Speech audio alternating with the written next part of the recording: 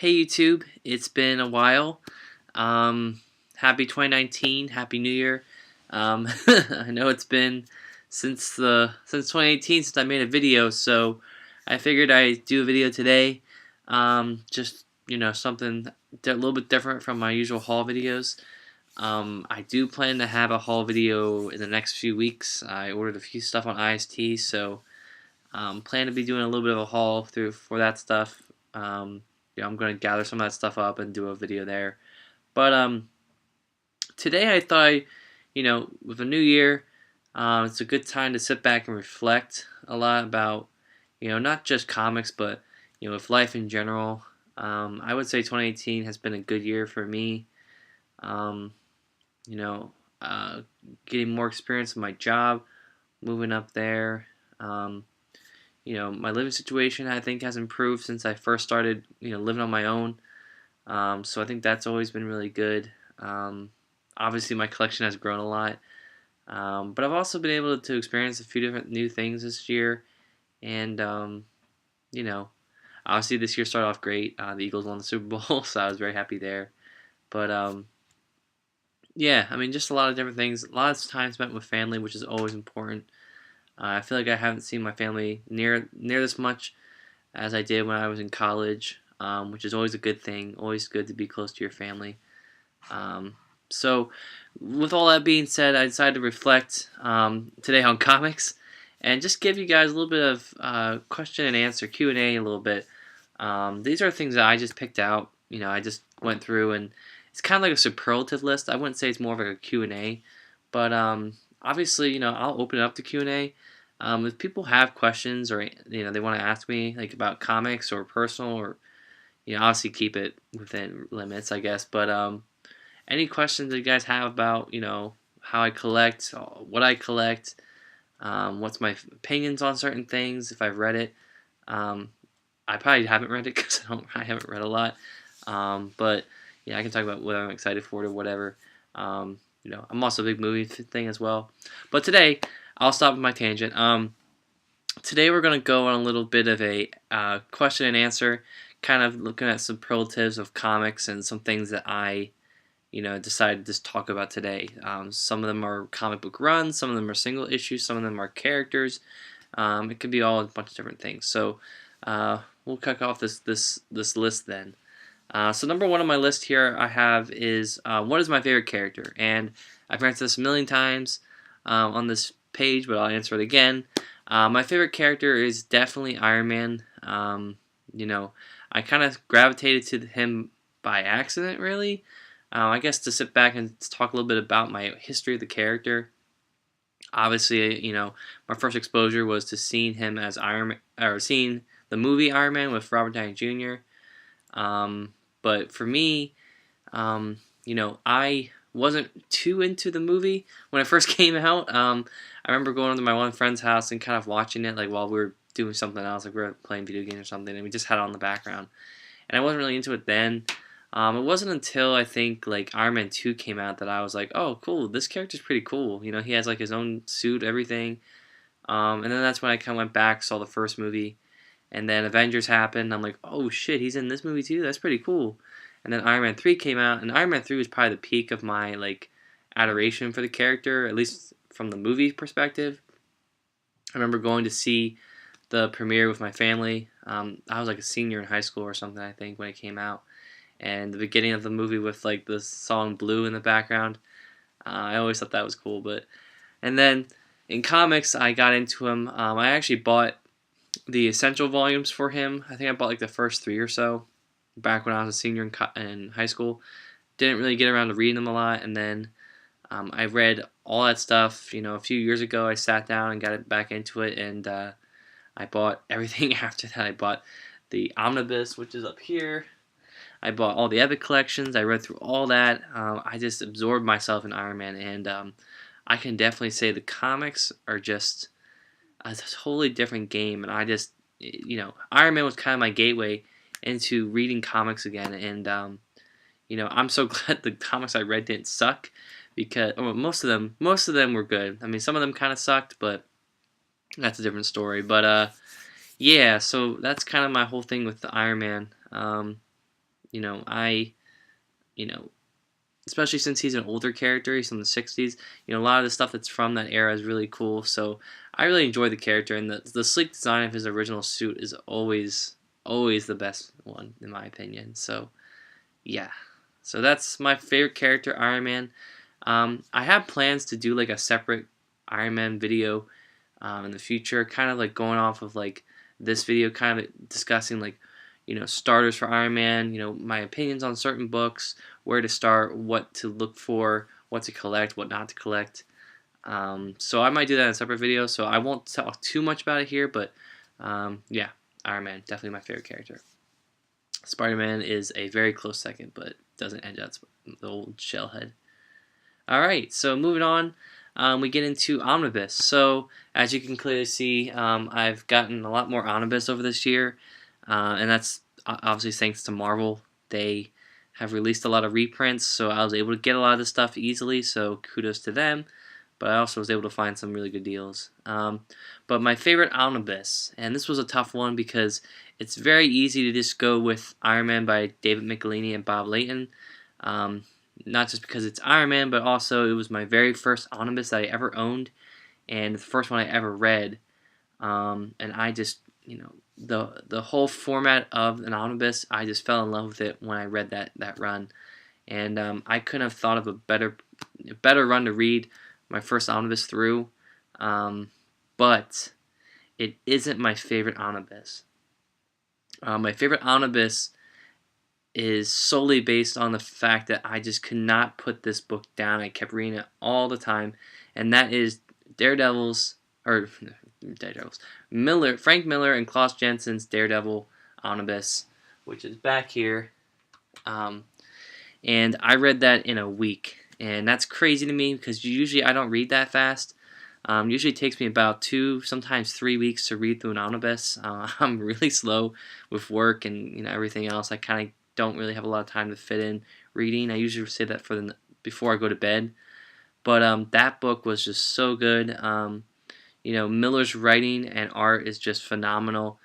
Klaus Jensen at the end there, and throughout the book, contributing for art and inking. It's just a perfect run. It's a little shaky in the beginning, as Miller's sort of figuring out and getting more autonomy with his storytelling. But as we get into the late 150 issues and into the 160s, you really start to see Frank Miller take over that book, and it's just he makes it his own. And everything that Daredevil is today is almost solely based off of his work. Daredevil was a book that was nearing cancellation at the time, and nobody wanted to be anywhere near that book. That book was just not selling. It was just tanking. And Miller came in and just took that book over and put it right back on the map, put it at the very top of Marvel's, list of books at the time. And yeah, it's just such a good run. Anyone who's into comics just needs to read that run. You don't even have to be into Daredevil to enjoy that run. It's just such a great book. And fun fact, I bought it on the Omnibus Collectors webpage. I'm a part of that group. I bought it from a user for like $50, and that is definitely the best $50 I ever spent. It's such a good book.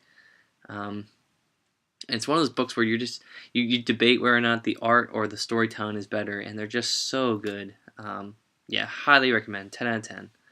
So that's my favorite omnibus. I know a lot of it might be a shocker to some people that it wasn't an Iron Man book, but yeah, Iron Man does have 2 really good omnibus: the Busiek omnibus and the Iron Man one, but yeah, it didn't make the cut. Alright, so moving on here, we have my favorite creative team. And this, is obviously favorite writer and artist combo. And for me, the first one that came to mind was Chris Claremont and John Byrne. And when I talk about their creative team, I am almost strictly referring to Uncanny X-Men. Obviously, I don't want to discount what Dave Cockrum did for the book. He's definitely, in that pillar, in that house, that Mount Rushmore of Uncanny X-Men, early Claremont stuff. Without him, and Len Wein, they don't. Uncanny X-Men again doesn't survive. It stays canceled and it doesn't move on and become the phenomenon and the highest selling book or franchise in the Marvel history. So, but Claremont and Byrne,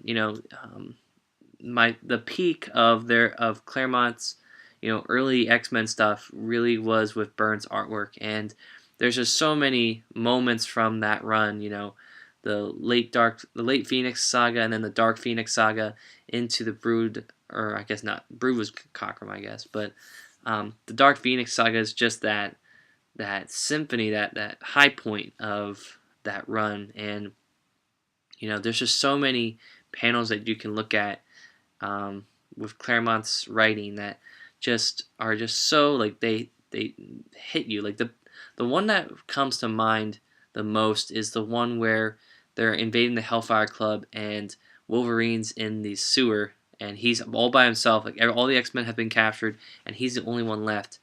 And I still remember reading that issue and like seeing that splash page with Wolverine in the sewer with his claws drawn. And I remember, like, I think he like had shadows, so all you could see was his eyes. And then all the art with the Dark Phoenix after that, they just such powerful art. And for a story that big, you needed to have art that was even bigger. And it's really a shame. I think Byrne went in and out of the book a lot because he was having writing discrepancies with Claremont, and it's a shame because it would have been nice to see a really long, lengthy run with Byrne's artwork. But in some ways, I can kind of understand it. Byrne is just such a great artist, and not just a great artist, but a great writer as well. So I can see kind of why it's kind of like having too many cooks in the kitchen, I guess. So you know, but again, that's probably my favorite duo. Just two giant names at the time, just on the same book. I mean, you don't really see that a lot today. You don't really see a lot of really great artists with really great writers. There's just not. They're not. I don't know. I don't really read a lot of modern comics. I'm still trying to catch up a lot, but that run is just legendary. So, yep. All right, moving on here. My favorite single issue, and I talked about this a lot in a Students of Shield podcast, so I'm not gonna go too much in depth in that. But my favorite single issue is Iron Man Volume 1, number 182, and just in short, this is a story right in the middle of Denny O'Neil's run. Which I think is one of the most underrated runs of Iron Man in its history.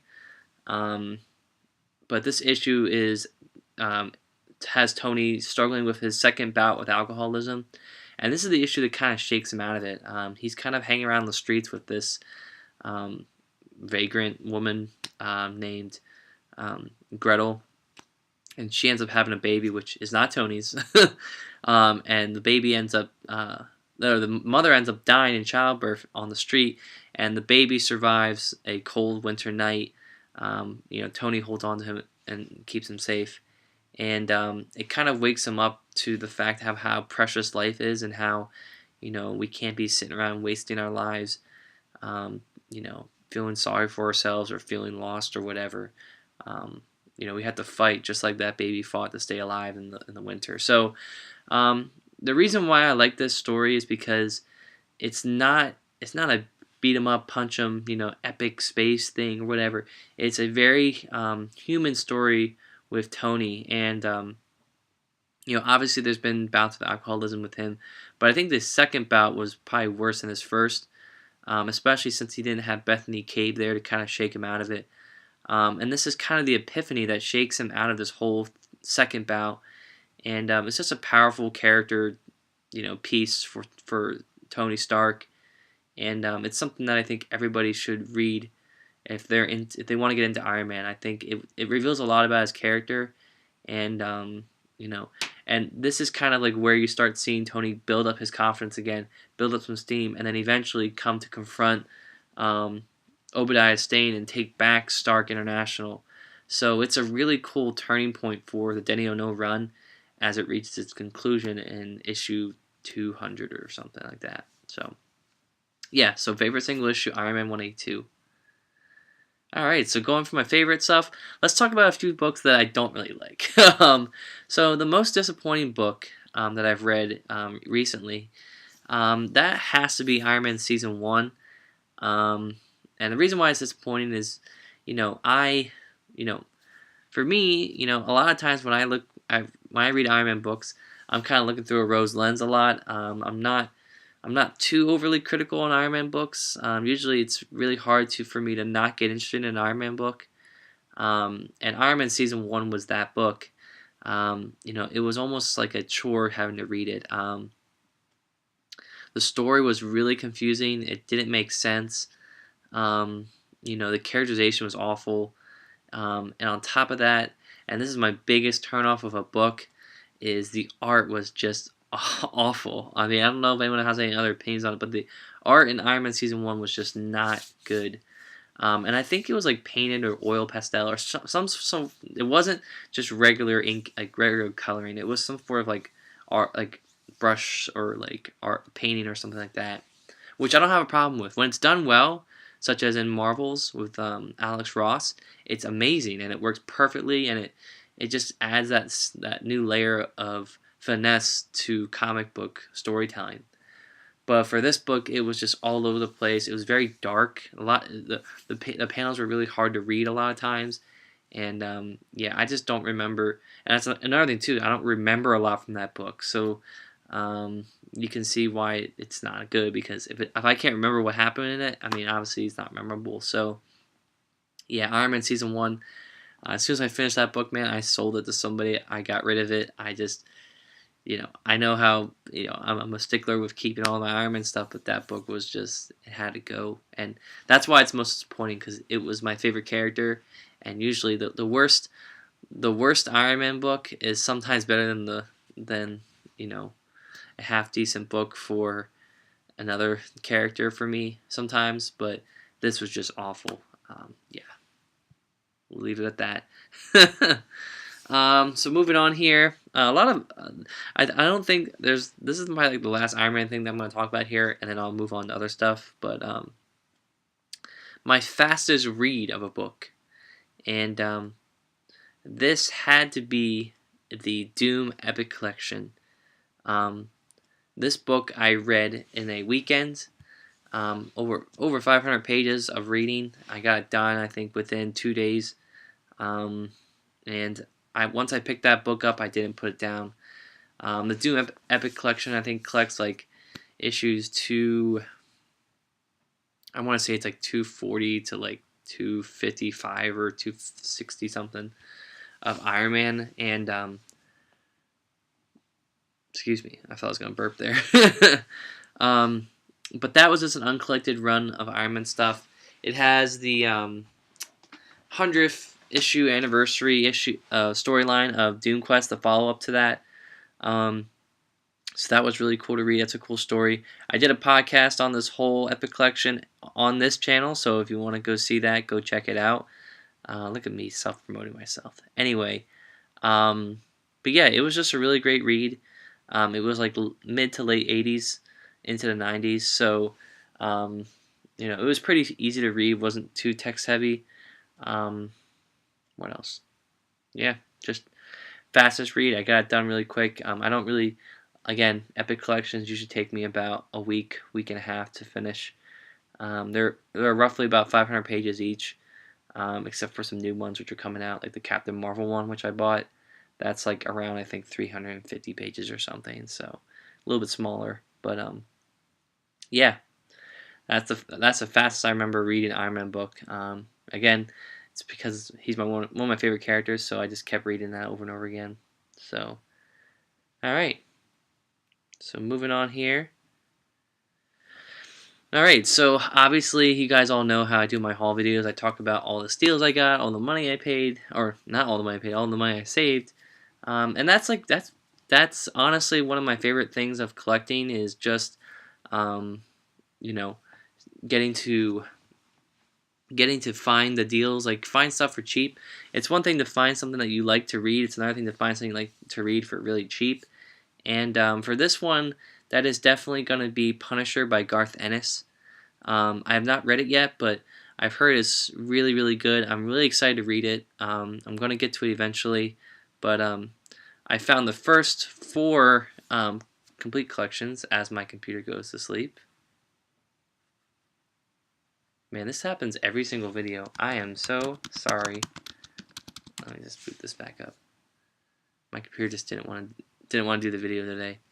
But yeah, the biggest deal, Garth Ennis Punisher complete collections. I got the first 4 for about like $40 combined.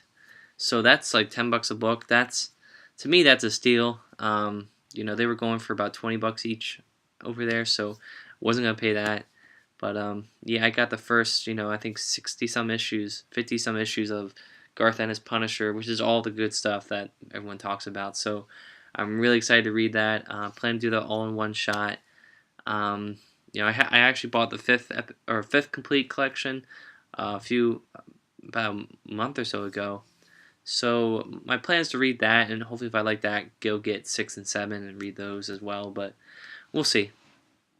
Be a biggest deal, definitely that. For $40, can't beat that. All right. So moving on here, we have the most surprising book. Book that surprised me the most for being good.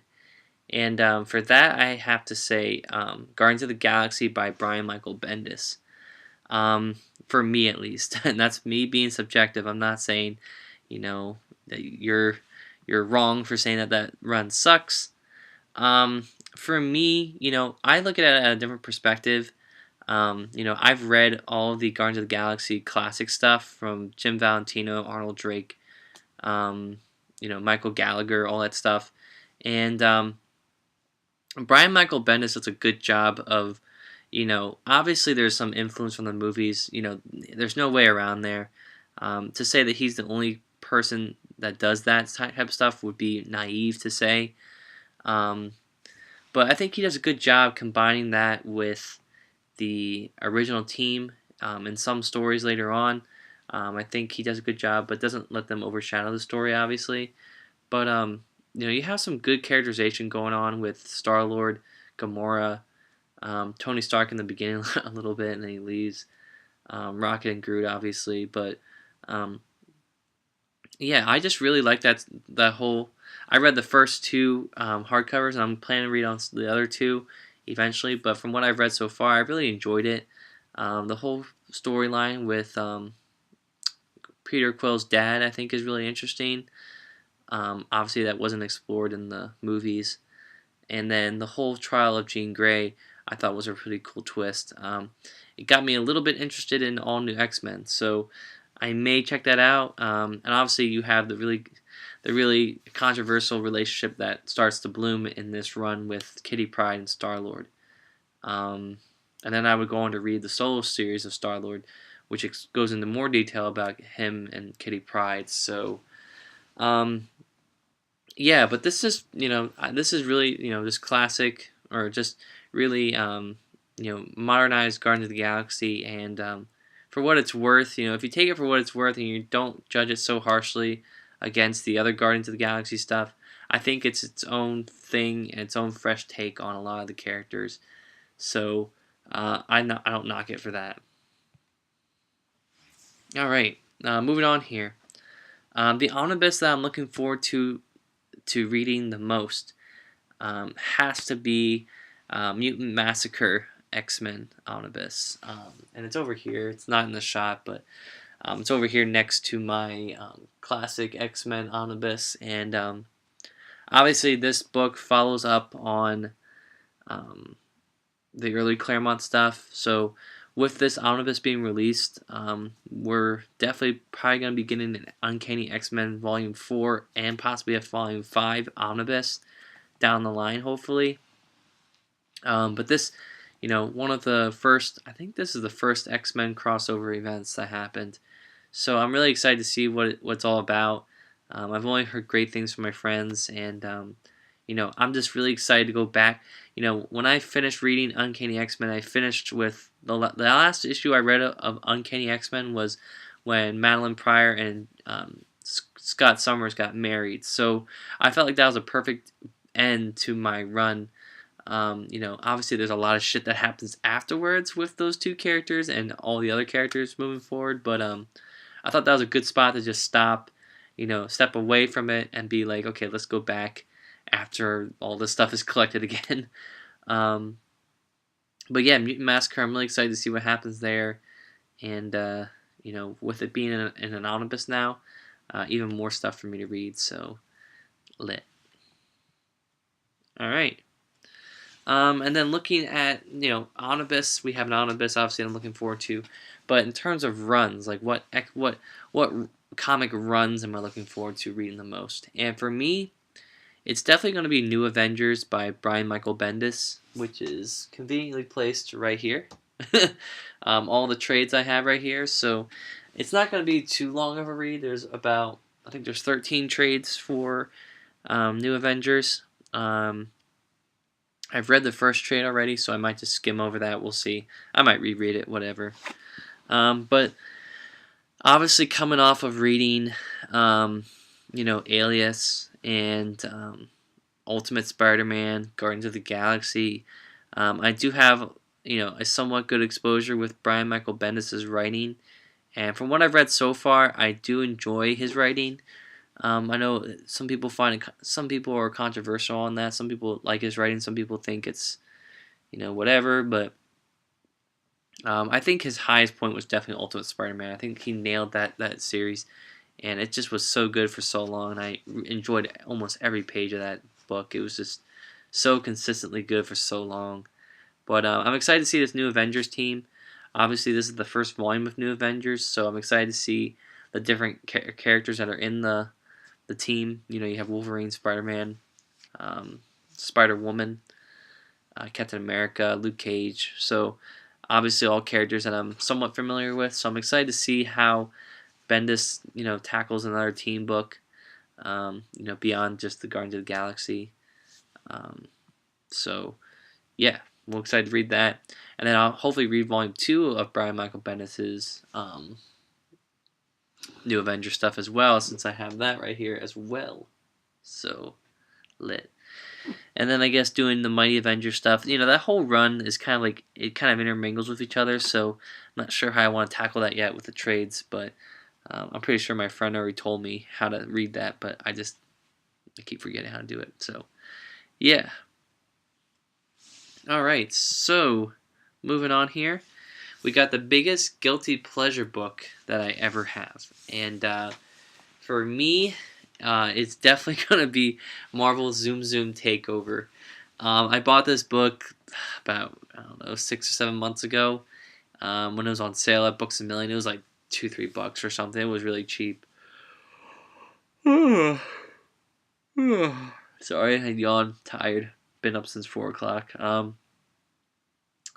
But yeah, Marvel Zoom Zoom Takeover is definitely my guilty pleasure book. Yeah, it's just, I bought it because I'm a huge fan of Zoom Zooms. You can see here, got my Ant-Man Zoom Zoom, so lit.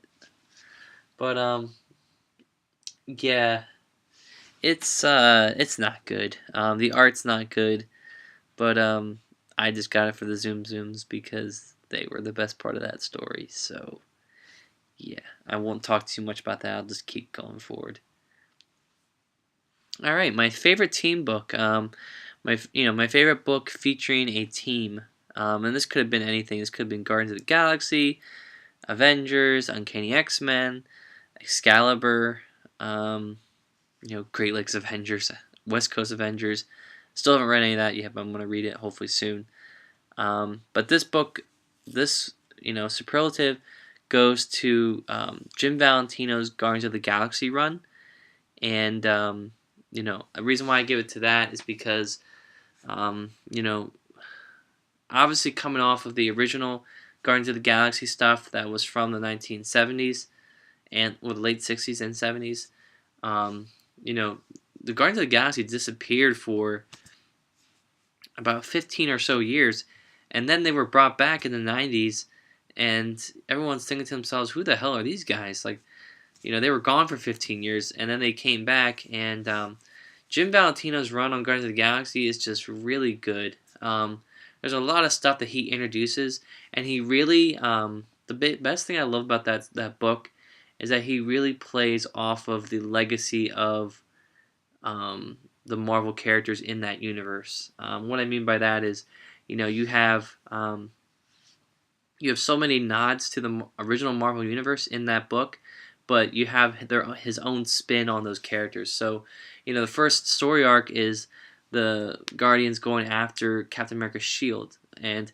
to us it's just, oh well, Captain America's shield, but to them it's almost like a sought after like artifact, a prize of like a time that was much more, I don't know, like divine or something like that. It's an artifact, and I think that whole aspect of it was cool. And Vance Astro finally having it and wielding it throughout the rest of the run is just such a cool thing. We keep going back to it, and then you have a villainous race led by Taserface, who obviously appeared in Guardians of the Galaxy Volume 2, who came to be because of a Stark rocket that was shot up into space and was accidentally diverted to this planet that they found as technology, and they praised Stark as their leader, and they even called themselves the Stark. So all those little hints to the, and then you have later on you have this character named Hollywood joining the the Guardians of the Galaxy, and we find out later on that character is actually Simon Williams, the original Wonder Man. So all those little things, Vision is also called Mainframe. He's also the computer AI of like the Guardian ship, which I think is really cool. So Valentino does a really cool job integrating the Marvel universe without it being too like slapping you over the head with references. He really lets the characters breathe in that universe while also tying them back. So that's why I think I give this team book to them. And the thing is, his characterization with the original team is just spot on. Like, he gets all of them really good. Nikki is spot on. Charlie 27, Yandu, Vance Astro. How did I forget his name? Starhawk, Aletta. So he does a really good job of just taking what was already there, making it better, and then keeping everything tied to the Marvel Universe still. I think it's really cool. A really great run that I suggest anyone checks out. So that's that. Moving on. Obviously, we talk about collections and the way they're set up and designed, and a lot of times it's very simple. A lot of times it's just the issues with the covers. Sometimes you get some back matter, some art, some concept images, some stuff like that. And a lot of times in smaller books you don't get a lot of that. But excuse me, in terms of like my favorite collected edition, in terms of the way it was set up, designed, I had to give this to Tom King's The Vision, which was a 12-issue series that came out I think in like 2015, 2016 or something like that. The hardcover was released last year. I bought it when it came out, and besides the spine, obviously, it wasn't sewn, it was glued for some reason, but that didn't really bother me. What mattered was the way it was set up, and besides just the story and the art, there was so much back matter in the back, going over the script, a lot of forwards, a lot of discussions about Vision as a character. You really get a chance to go into Tom King's mind and read a lot of that stuff. And I don't really read a lot of that stuff in the back. There's a lot of stuff like discussing the book. I don't really read that.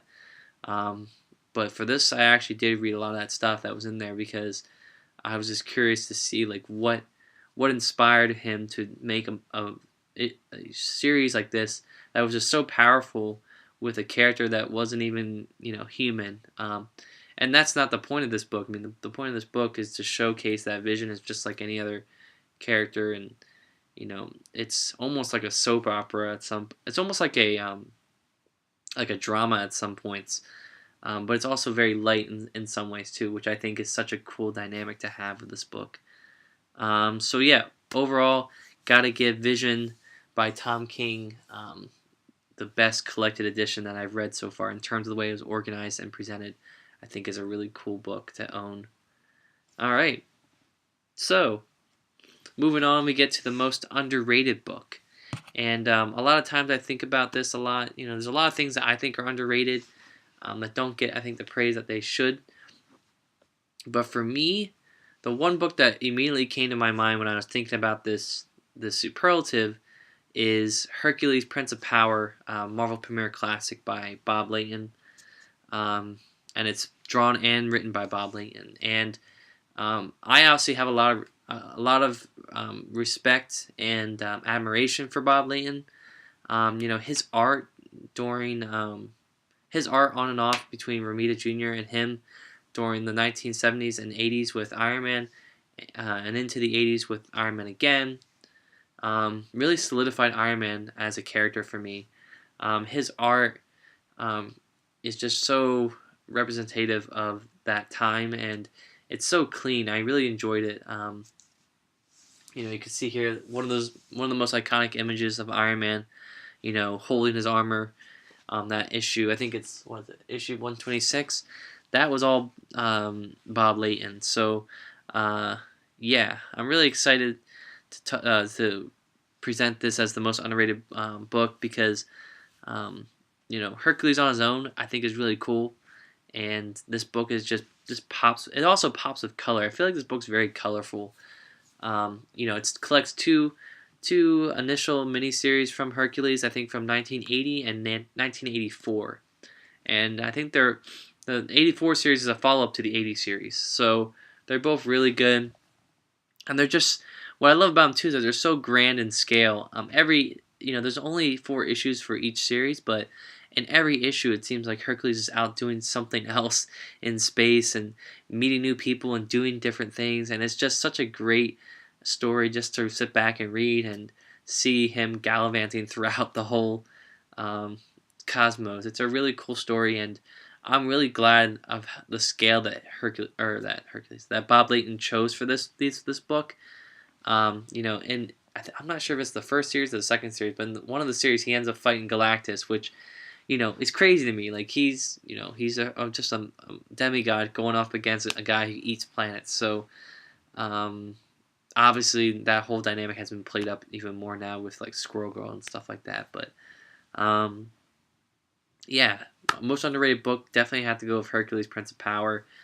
You can get it in a Marvel Premier Classic. It's really good. Definitely suggest checking it out. If you enjoyed Iron Man, Bob Layton's run on that, definitely want to check that out. Okay, so getting down here, we have 2 more things here, and then I'll be done for the day. My favorite event, and I will tell you right now, I have a lot of events. I own a lot of them. I have not read a lot of them, so this is going off a very short list. This obviously will probably change in the future, but for me, my favorite event has to be Infinity Gauntlet. I did a podcast on this storyline with my friends over in the Students of S.H.I.E.L.D., and obviously Infinity Gauntlet doesn't need any more introduction than it already is, but that event was the fastest I've ever read 250 some pages in my life. I was almost debating putting this on the fastest reads superlative, but I didn't. Infinity Gauntlet is just such a great story. The stakes are so high. I'm a little upset I didn't read Thanos Quest before I read this. I actually bought the Epic Collection for Silver Surfer that has that story in there, so I'm gonna go back and reread that at some point. But there's just so much packed into each issue. Every issue counts. It's not a series that drags on for too long, like Marvel's Superheroes Secret Wars did, the first event that Marvel ever did. I felt like that one dragged on too long. This one is 6 issues, and man, every issue has something that counts in it, and that's why I love it so much. It's a shame that George Perez left, I think 2 issues into the story, and Ron Lim finished up, but Ron Lim did a great job picking up where Perez left off. But yeah, it's just such a great issue, a great story. All the deaths of the characters in I think issue 3 or 2 or something.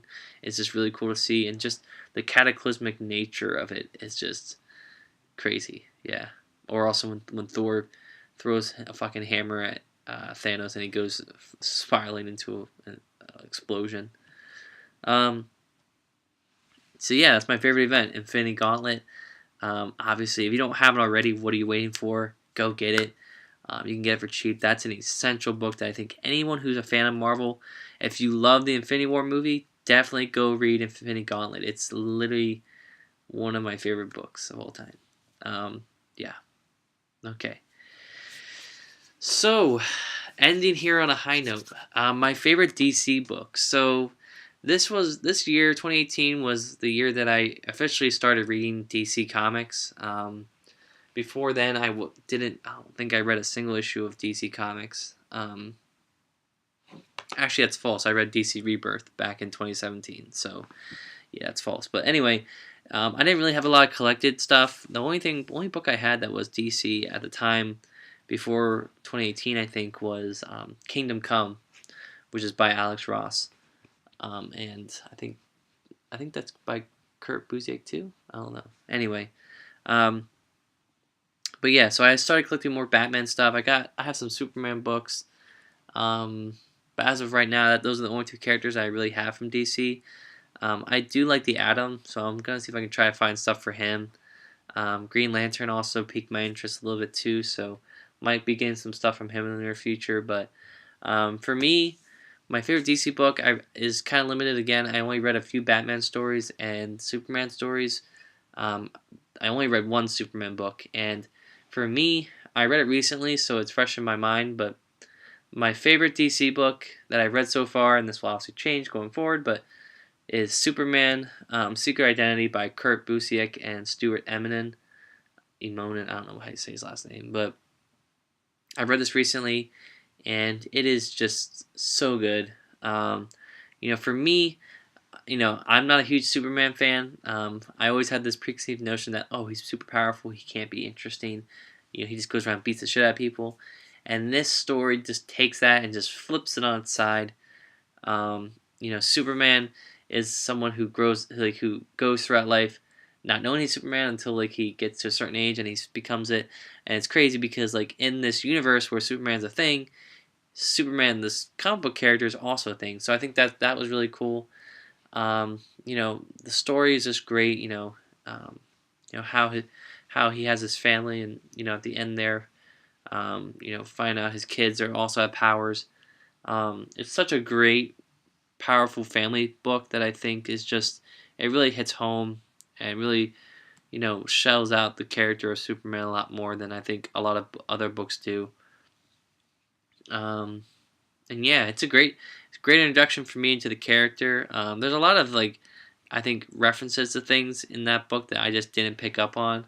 There's a lot of opening panels that show old Superman comics, which I think was really cool. I think that's a cool touch. I think the first issue had him opening up a book, reading it as a kid, and seeing Superman in the book. So I thought that was really cool, kind of meta, I guess. But yeah, that's my favorite DC book, Superman's Secret Identity. Again, great book. Definitely go check it out. So yeah, so that's kind of my superlatives, my Q&A for this video. Yeah, that's pretty much that. Yeah, so next video, like I said, I have a few IST orders coming in. I have some other books that I have collected, that I bought that I might be doing a video for as well. So I'm going to try to pull those aside and have those saved up so I can have a nice big video to go through some of my latest hauls. But yeah, so 43-minute video, 44-minute video actually now at this point. Yeah, so thanks for watching, guys. Have a great week, and see you on the flip side. Bye.